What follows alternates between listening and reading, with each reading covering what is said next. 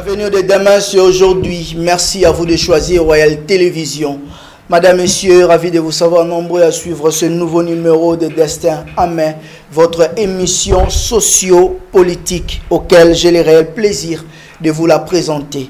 Je ne serai pas seul tout au long de cette émission. Je suis bel et bien accompagné d'une candidate à la députation nationale, précisément dans la province du Congo central, dans la circonscription de Lukula. En même temps, elle est aussi candidate à la députation provinciale vers Lukunga, précisément dans la commune de Kinshasa. Elle se nomme Madame Rachel Kenzo, à qui je m'en vais dire bonsoir et bienvenue, Madame Rachel. Bonsoir, merci. Mais avant tout, à la ligne d'actualité, l'UDPS en congrès du 25 au 26 août pour reconduire la candidature de Félix Tshisekedi. Au moment où l'UNC venait d'organiser un mini-congrès auquel ils ont nommé, si pas désigné, Félix Tshisekedi comme candidat à la présidentielle de décembre 2023. La table ronde consacrée à l'évaluation de l'état des sièges a pris fin.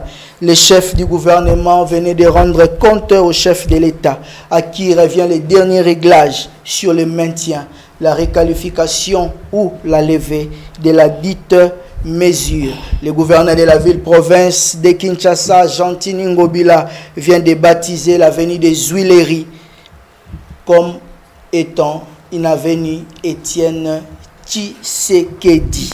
Madame Rachel Kenzo, je me joins à vous.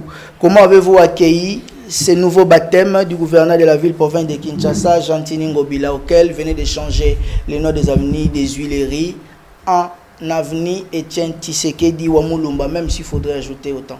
Vraiment. C'est pas mal hein, comme signe de reconnaissance pour moi.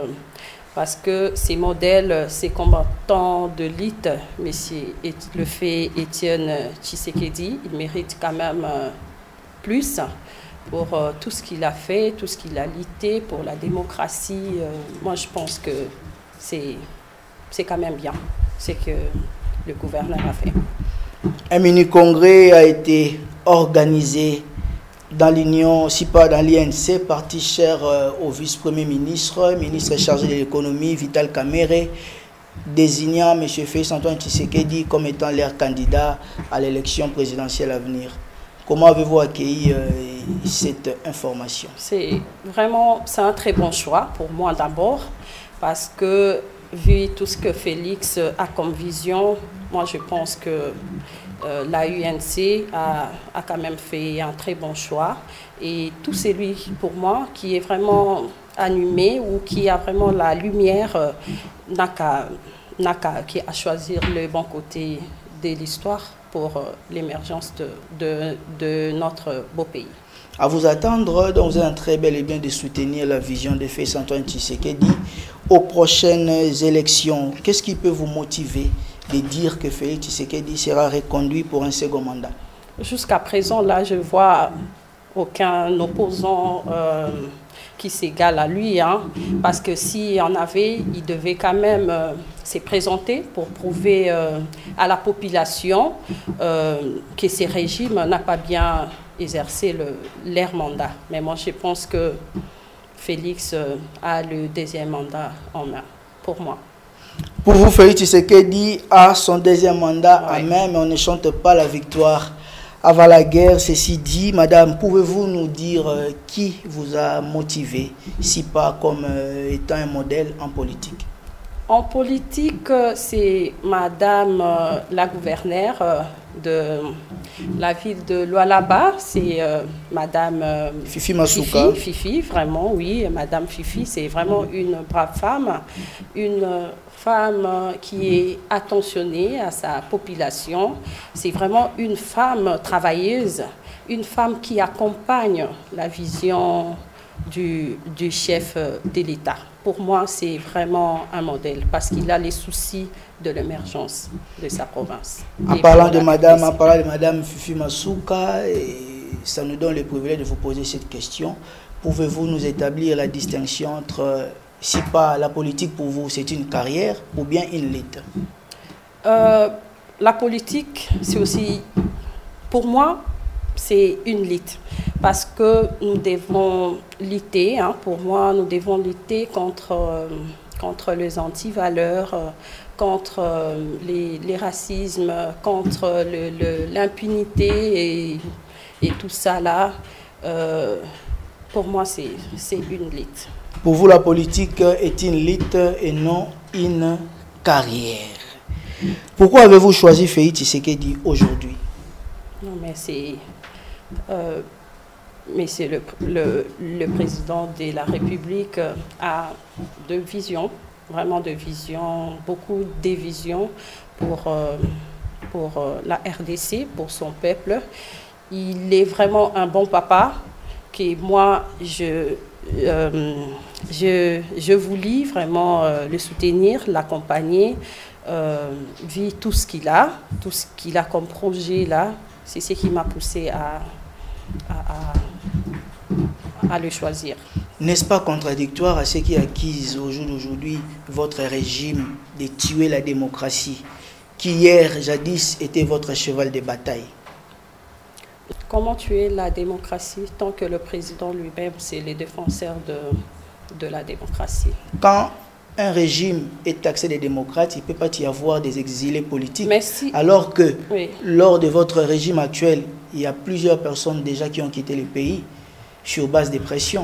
Moi, je pense que si vraiment le président était dictateur, d'autres opposants ou d'autres hommes politiques allaient se retrouver en exil. Vous ignorez que tout au long de votre régime, il n'y a pas des exilés politiques? Non, pour le moment, là, il y a... en tout cas, là, si vous marchez peut-être en dehors de loi. Mais sinon, si vous gardez, vous êtes vraiment qui est à la ligne... Qu'est-ce que vous dites marcher en dehors de loi? Mais si vous ne marchez pas selon les règlements de la Constitution... Quand l'honorable Jama Kaboundé est arrêté, il est placé en prison en ayant encore ses immunités et en poupe. Vous dites qu'il a marché à la contre de loi? Oui, ce régime n'a pas tué. Nous-mêmes, dans notre secteur, nous avons un journaliste qui est aujourd'hui en exil. Au régime précédent, moi, je pense qu'on marche vraiment dans la droiture. Vous marchez dans la droiture, donc vous les soutenez. Nous laissons le libre débat à nos téléspectateurs qui nous suivent. Ils vont devoir aussi commenter à ce sujet de tuer la démocratie, parce que l'IDPS, c'est l'Union pour la démocratie et le progrès social. Vous n'êtes pas de l'IDPS, mais le fait que vous prenez part à l'Union sacrée, oui. On peut encore une fois aussi vous bombarder pas mal de questions faisant trait à l'IDPS. Madame, vous êtes encore taxée à manœuvrer le processus électoral. Qu'est-ce que vous en dites? Manœuvrer, là, je dirais non, parce que le processus est libre pour tout le monde.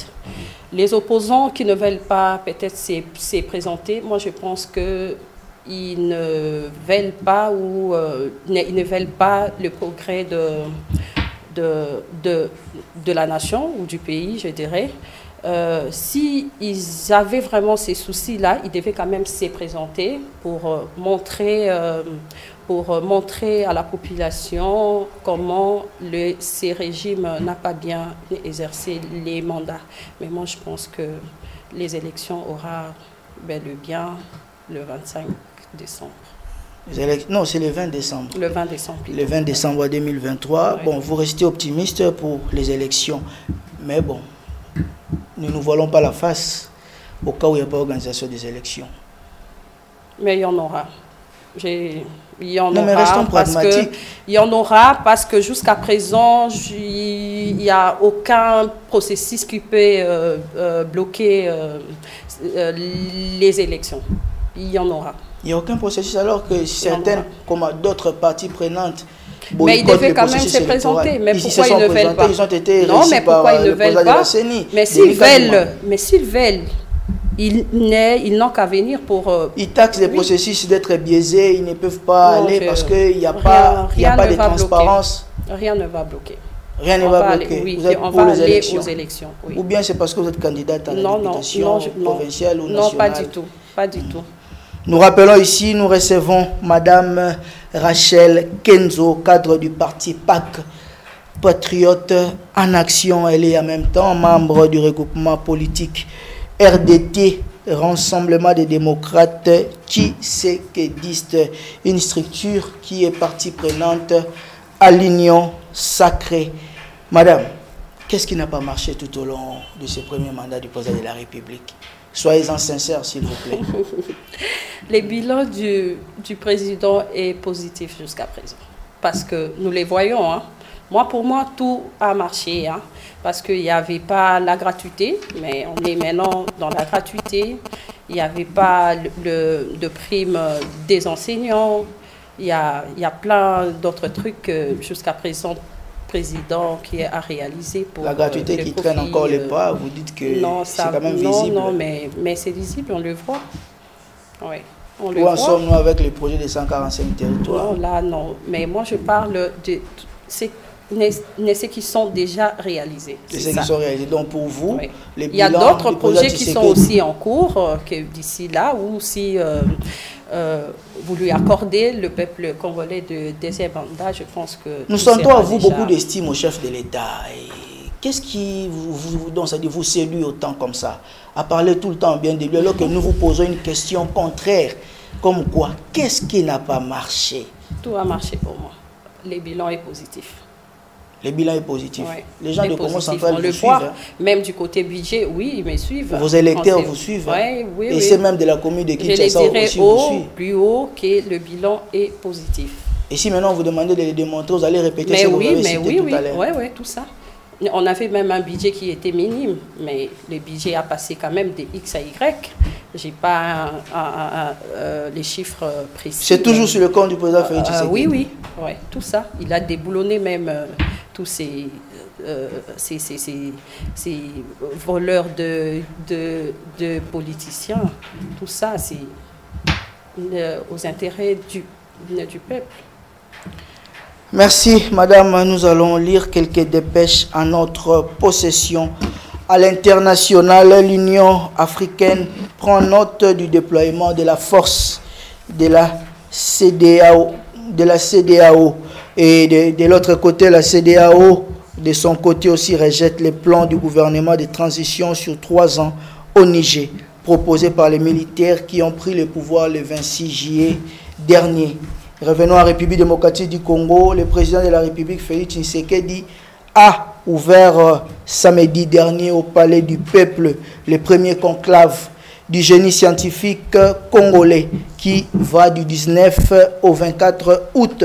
Cette rencontre fera bel et bien la promotion des innovations et innovations Made in Congo. Tu peux avoir un point de vue là-dessus? Sur le Made in congolais, le chef d'État nous avait amené ici, comment est-ce qu'on appelle encore, une usine à montage de bus Mercedes, hier qu'on appelait Transco. Aujourd'hui, c'est vraiment une structure que le chef d'État a amené ici au pays, qui va apporter aussi de l'emploi au peuple congolais. Et rapidement, pouvez-vous mettre un avis là-dessus? Bon, je dirais que c'est le produit, il y en aura aussi d'ici là de produits ou beaucoup des entreprises Made in Congo où ça va pas demander peut-être de main-d'œuvre extérieure et ça va dépendre que de nous ici pour... Êtes-vous satisfait vraiment de la justice actuelle? La justice, oui, on est dans un état de droit. Hein. La justice est... Maintenant, quand vous parlez de l'état de droit, vous faites allusion à l'égalité de tous devant la justice, mais alors que jusqu'ici, il y a toujours la politique de 2 poids, 2 mesures. Non, il n'y a pas la politique de 2 poids et 2 mesures. Ici, tout le monde n'est pas placé au même pied d'égalité. Si vraiment on veut bien parler de l'état de droit. Moi, je vois qu'il y a vraiment l'équilibre. Je peux vous le prouver ici parce que nous avons une dépêche avec nous. Lorsque Seth Kikouni se pose une question. Pourquoi Félix Tshisekedi n'arrive-t-elle pas à récupérer Bunagana et autres territoires occupés? Et qu'est-ce que le gouvernement répond? Le gouvernement répond comme quoi l'armée est infiltrée. Un autre Congolais, citoyen de son État, M. Kone Nanga, qui hier était le président de la CENI, il faisait partie de la société civile. Aujourd'hui, il est vraiment actuellement président d'une structure, voilà, d'un parti politique à lui, qui émet aussi un même avis, qui va droit à ce que le gouvernement avait donné comme réponse, comme quoi notre armée est bel et bien infiltrée. Finalement, le gouvernement revient encore pour poser les fondements, tout en disant que non, M. Nanga doit être poursuivi en justice, alors qu'il n'a juste reproduit ce que le gouvernement avait donné comme réponse. Bon, je ne mettrai pas un accent là-dessus. Peut-être que prochainement, je viendrai pour vous répondre avec clarté. Au moment où nous sommes, je vous apprends que Nanga, il n'est plus encore à Kinshasa. Il s'est exilé actuellement. Il était au Rwanda actuellement, il est en Europe. Tout ça, c'est sous votre régime. Vous venez de nous dire ici tout à l'heure que vous prenez la démocratie, alors que la démocratie pour vous, c'est sur le plan de la forme. L'état de droit. Mais ça, c'est sur le plan de la forme. Là, sur le plan de fond, il n'y a pas de démocratie, il n'y a pas de l'état de droit. La liberté d'expression ne s'entend plus. Non, mais il y a la liberté. Hein. Mais avant, on n'en parlait même pas sur la liberté de l'expression. Mais avec ces régimes, on a quand même droit à parler librement. C'est déjà dans le banc. On parle avec réserve parce que les gens sont arrêtés. Non, mais si vous avez mal parlé, ça c'est autre chose. Ça c'est vraiment autre chose pour moi. Les traitements. Je ne vais pas vraiment mettre très sur ça. Bon, je ne sais pas. Non, nous vous le concédons. Vous êtes libre, madame. Nous sommes en train d'analyser tous ensemble sur cette situation qui gangrène notre pays. De l'autre côté, l'Alliance pour le changement est partie chère à l'honorable Jama Kaboun, qui vous avez détenu et illégalement, si pas injustement, à la prison centrale de Makala, venait de se réunir. Jadis, les membres du collège de fondateurs en désignant un de leurs à la personne, voire même du fondateur. Voilà. Ah, voilà, Jama Kaboun venait de désigner un de leurs qui prenait part de la cofondation de son parti comme étant président du collège à une durée de 6 mois. Votre réaction? En tout cas, pas de réaction sur ça. Donc vous comprenez que Jama Kaboun, il est démocrate parce que dans son parti, il soit en prison, il est en prison, mais il poursuit quand même les bons offices de son parti politique en mettant en place une structure pour lui aider. Mais je ne parlerai pas vraiment de Jean-Marc Kaboun ici, parce que je ne vais pas vraiment, je vais pas vraiment entrer plus en détail. Si peut-être prochainement je pourrais répondre à ça. Parlons de l'état des sièges. Êtes-vous disponible à parler de l'état des sièges? Oui. Tu peux nous aider d'abord à comprendre c'est quoi le concept d'état des sièges avant d'entrer dans les vifs des sujets.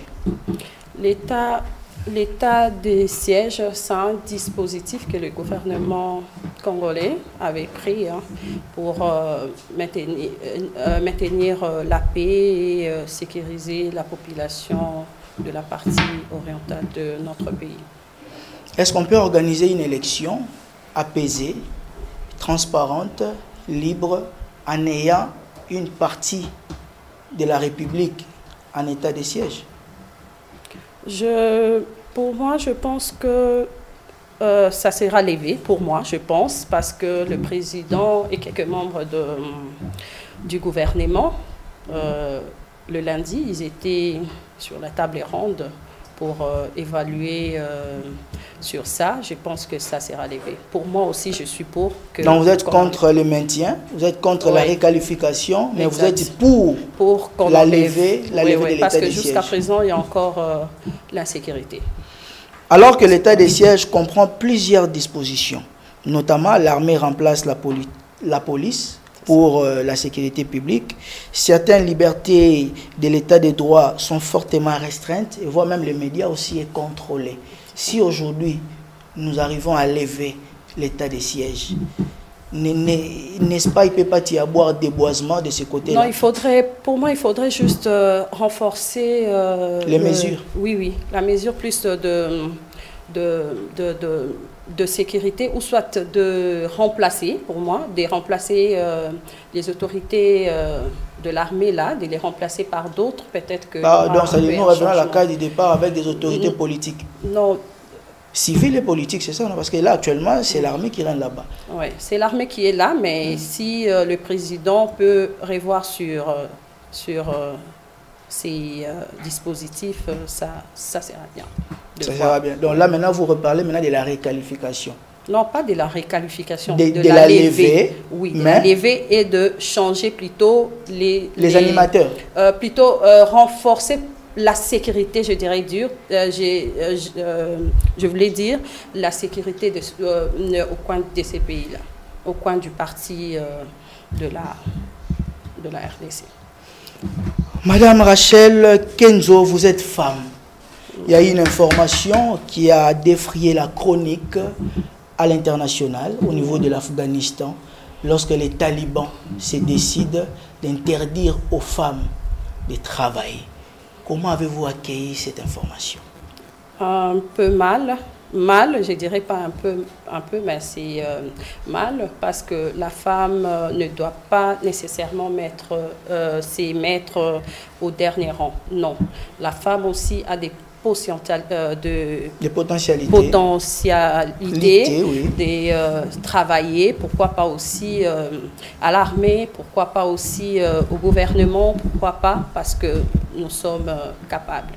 Moi, je pense qu'à la RDC, grâce à Dieu, nous n'avons pas ces régimes-là, plutôt ces modes de vie. Ces modes de vie. Oui. Ici, quand même, la femme peut travailler partout. Soit au gouvernement. Pour prouver tout ce qu'on a comme capacité. Oui. Moi, j'étais en train de vous poser cette question. Pourquoi? Parce que là, maintenant, nous revenons un tout petit peu à vous après. Et nous revenons un tout petit peu aussi en politique. Vous nous avez dit ici, vous prenez pour l'autonomisation de la femme. C'est quoi l'autonomisation de la femme? L'autonomisation de la femme autonome, c'est la femme qui sait vraiment affranchir d'une dépendance d'ordre moral, social, intellectuel. La femme qui sait prendre en charge, la femme qui sait vraiment prouver sa capacité et la femme qui sait vraiment apporter du développement à la nation. Là, vous parlez des avantages. Non, mais ce que vous avez cité là fait partie des avantages de cette autonomisation. Ouais, maintenant, quel est l'impact négatif de l'autonomisation de la femme? Les négatifs, je vois, c'est surtout du côté... parce qu'il y a d'autres femmes qui sont vraiment, je dirais, plus démunies, qui n'ont pas peut-être le moyen de se prendre en charge ou de se former, parce que quand il y a plusieurs formations, la femme peut apprendre quelque chose pour qui est utile. Moi, je pense que à la longue, il faudrait plus créer des centres de formation pour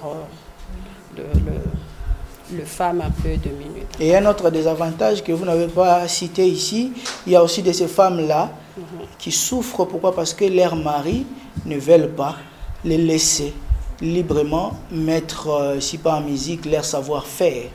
Mais c'est pour cela, j'en profite aussi sur votre plateau là pour essayer de motiver les femmes. C'est pour aussi dire aux femmes que notre place n'est pas seulement au ménage. À la ménage. Non, non. Non, c'est pas seulement qui est à la ménage, même si tu as étudié, même si même pas, mais tu dois quand même faire quelque chose. Et si son mari pour le mari, bon, moi je ne peux pas dire que d'abolir leur mariage pour ça, il devait quand même se mettre d'accord pour trouver intérêt d'entente, pour que la femme travaille. Et qu'est-ce qui vous motive dans tout ça? C'est parce que vous êtes simplement femme ou bien vous vous opposez aux hommes d'attente? Non, on ne s'oppose pas, mais on veut juste montrer, aussi de quoi vous êtes capable. Oui, apporter, surtout dans notre ménage, dans la politique aussi, parce que d'autres femmes voient seulement la politique comme c'est pour des hommes. Mais moi, je dirais le contraire, c'est pas nécessairement pour les hommes. Nous aussi, les femmes, nous pouvons travailler dans la politique, nous pouvons travailler dans des industries, nous pouvons travailler partout pour l'émergence. Serez-vous optimiste d'avoir un jour une femme à la tête de ces pays? Pourquoi pas? Oui. Ça serait une bonne chose. Une bonne chose? Oui, oui, pourquoi pas? Pour la beauté ou bien non, pas pour la pour beauté. Répondre? Oui, on va répondre à toutes ces des prérogatives qui vous seraient assignées. Si. Serez à mesure. Si. Donc là maintenant, vous paraphrasez ce que le chef d'État disait qu'après son second mandat, non, mais le chef il passera son flambeau à une femme. Le chef lui-même appuie la candidature féminine. C'est qu'il tient aussi qu'un jour, pourquoi pas, la femme puisse diriger ces pays. Pourquoi jusqu'au jour d'aujourd'hui, la femme continue encore à traîner derrière les hommes? Alors que la RDC vous a tout donné, ce n'est pas comme en Afghanistan, on interdit aux femmes. Oui, il faudrait seulement réveiller l'esprit de femme. Comme je suis venue ici, j'en parle déjà aussi à mon entourage femme, mais aujourd'hui ça prend quand même la masse. J'espère que ça va atteindre beaucoup de femmes, de ne pas rester derrière. Hommes et femmes, on est égales. Tout ce que l'homme peut faire, la femme aussi. La femme peut aussi le reproduire. Mais il y a une seule chose que l'homme ne peut pas reproduire, c'est donner vie. Mais la femme donne vie. Oui, c'est ça. Oui, mais ça, oui. Ouais. Mais du côté travail, du côté, on est aussi capable de prouver. Êtes-vous à l'aise en politique? Depuis que vous êtes arrivé? Je suis à l'aise, malgré que je suis encore bébé, hein, mais bon. C'est tout à fait normal. Quand vous parlez aussi de Madame Fifi Masuga, elle également aussi est bébé en politique. Mais on ne se rend pas compte des bébés qui excellent directement comme ça. Fifi Masuga qui vient du néant directement à la gloire. Je vais aussi exceller. C'est encore un début pour moi. Mais je pense que vous aurez aussi à me voir très souvent dans des émissions politiques, dans des débats. Pourquoi pas, d'ici là, ce sera la campagne. Vous aurez quand même à me voir dans le média. Vous aimeriez aussi avoir aussi des débats contradictoires. Pourquoi avec des cadres de l'opposition. Vous serez à mesure là, nous serons déjà, matures en politique. Ça se passe bien avec Madame Rachel Kenzo, auquel je vous rappelle, elle est candidate à la députation nationale, précisément dans la circonscription de Lukula. Là, nous sommes au Congo central. Elle est aussi candidate à la députation provinciale à Lukunga, précisément dans la commune de Kinshasa. Vous, les électeurs de la commune de Kinshasa, vous avez une candidate à votre disposition. Nous vous prions bel et bien de la soutenir et pourquoi pas la porter vos voix pour qu'elle puisse vous défendre dans les jours à venir. Et là aussi, je profite de l'occasion pour rappeler aussi aux électeurs du Congo central. Nous allons donner, madame, l'occasion d'elle-même d'en parler, mais nous profitons à sa place pour solliciter des voix. Votez utile, madame Rachel Kenzo, et elle est bel et bien là à votre disposition. Elle a des belles initiatives, elle a des bons projets déjà pour la femme, mais les hommes aussi, ne soyez pas jaloux. Et les vôtres, j'espère que vous avez aussi des projets pour les hommes. Oui. Comme quoi? C'est pour la République, hein, tout entière. C'est pas seulement pour les femmes. On a pour la République et surtout aussi pour ma province qui est le Congo central. J'ai de bons projets aussi pour la rénovation de ma province, surtout pour l'agriculture. Pourquoi ne pas aussi créer des crédits agricoles, des trucs comme ça. Il y en a tellement plein aussi, tout comme pour ma commune, qui est ma commune de Kinshasa. Commune de Kinshasa. Là-bas même, je vous rappelle que c'est juste un siège. Vous vous battez pour un siège à la commune de Kinshasa, ce n'est pas facile. Oui, vous vous battez pour un siège, c'est très compliqué. Et au Congo central, à Luka, là, c'est 2 sièges. C'est 2 sièges. Maintenant, vous espérez que ça va aller, que vous serez parmi les élus. Je serai parmi les élus. Avec Dieu. Vous y croyez? Peu importe qu'en politique, il n'y a pas de foi, il n'y a pas d'état d'âme. Non, mais moi, j'y crois. Donc vous ramenez la religion en politique. Ça, c'est une particularité. Mais il faut associer aussi la politique et la prière. On ne peut pas faire la politique. Bon, pour moi, faire la politique sans la prière, non, on ne va pas avancer. Quelles sont les réalisations que vous avez déjà réalisées dans la commune de Kinshasa? Je n'ai pas encore réalisé, mais quand même, je pousse aux gens, parce que notre commune, à la jeunesse surtout. À la jeunesse, allais-je dire, surtout aux FIMER et au Kuluna, parce que notre commune de Kinshasa, c'est vraiment une commune qui est mal réputée. Mais les gens qui ont abîmé cette commune, ce n'est pas les natifs, c'est plutôt les venants qui ont vraiment fait de sorte que la commune, l'image de la commune de Kinshasa soit mal interprétée. Et par mes conseils, parce que j'organise deux fois des réunions avec ma base et la jeunesse de là, pour leur montrer comment les conscientiser à quitter d'abord cette vie-là de Kuluna, cette vie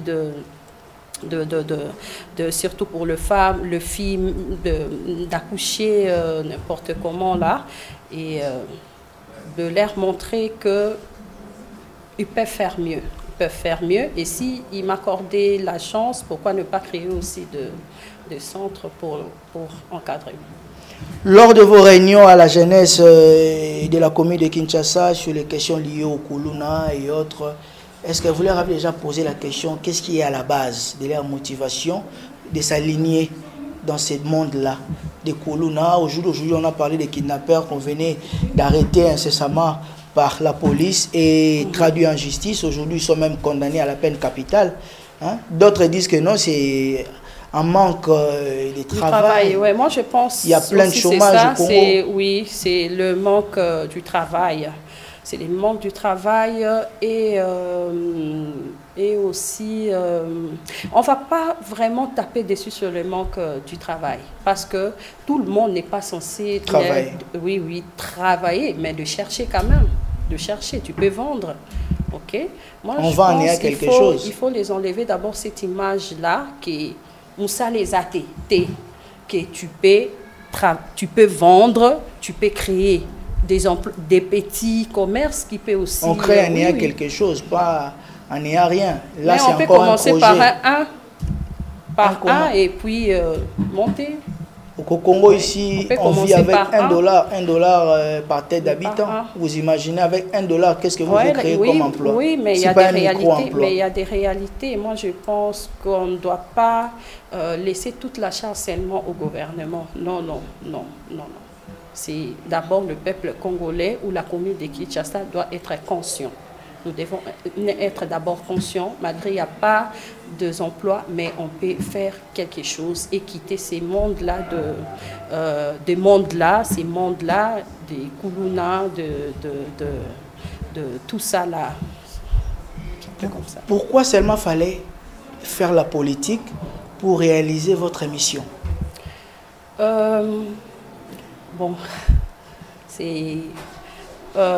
C'est pas que j'attendais pour être candidate, pour passer, parler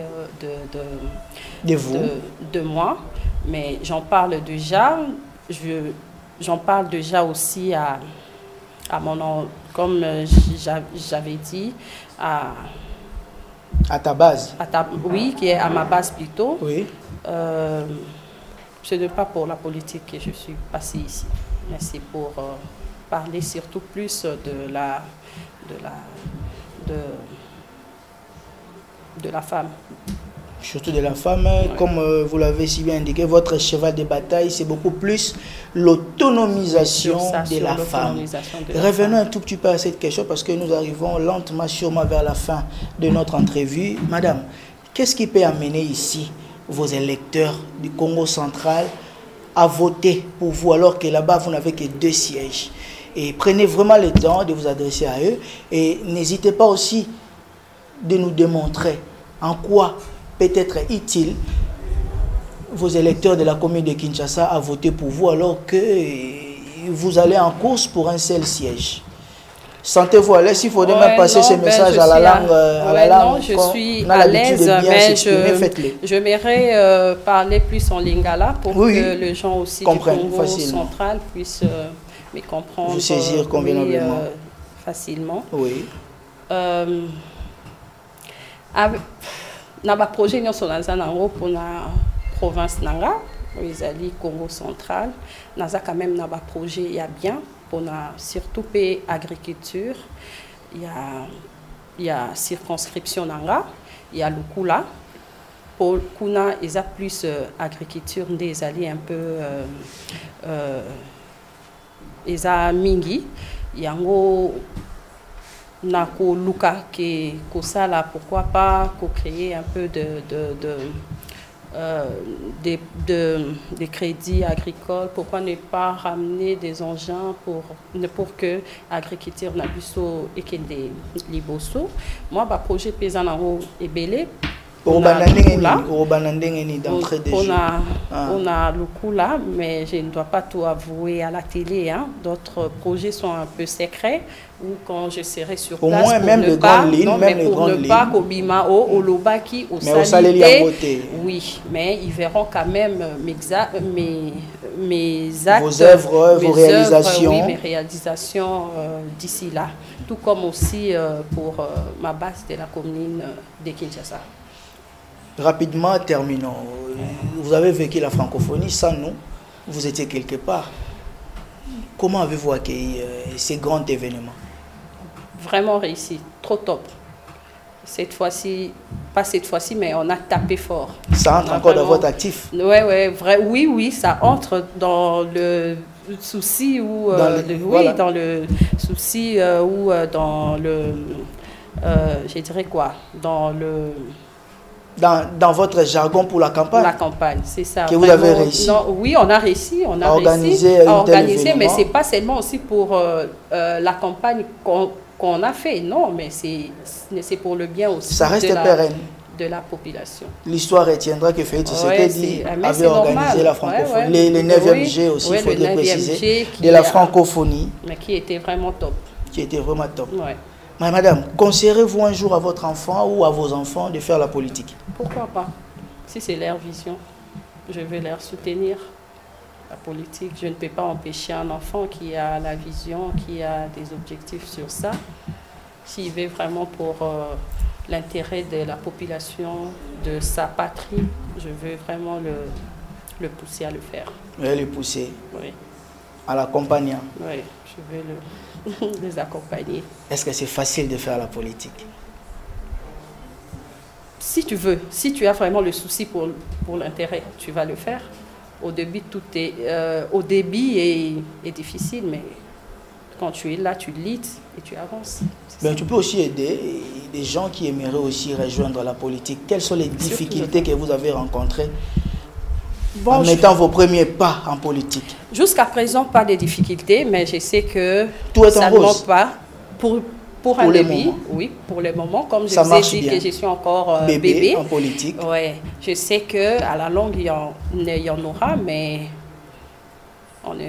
on va essayer de comment les surmonter ou de trouver des solutions sur ça.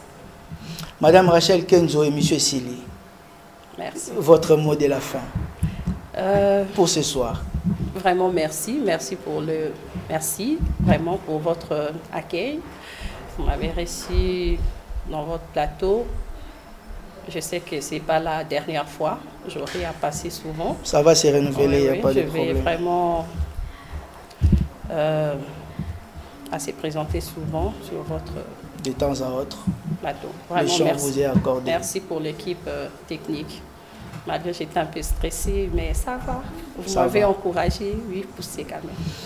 Ça a été un vrai plaisir. Madame Rachel Kenzo, que je rappelle, elle est candidate à la députation nationale, précisément dans la province du Congo central, à la circonscription de Lukala. Elle est en même temps aussi candidate à la députation provinciale de Lukunga, précisément dans la commune de Kinshasa. Mesdames et messieurs, cette émission touche à sa fin. Et quant à moi, je vous retrouve dans un nouveau numéro, si pas dans un délai très très proche. Surtout, n'oubliez pas qu'il y a un destin à prendre à main. Au revoir.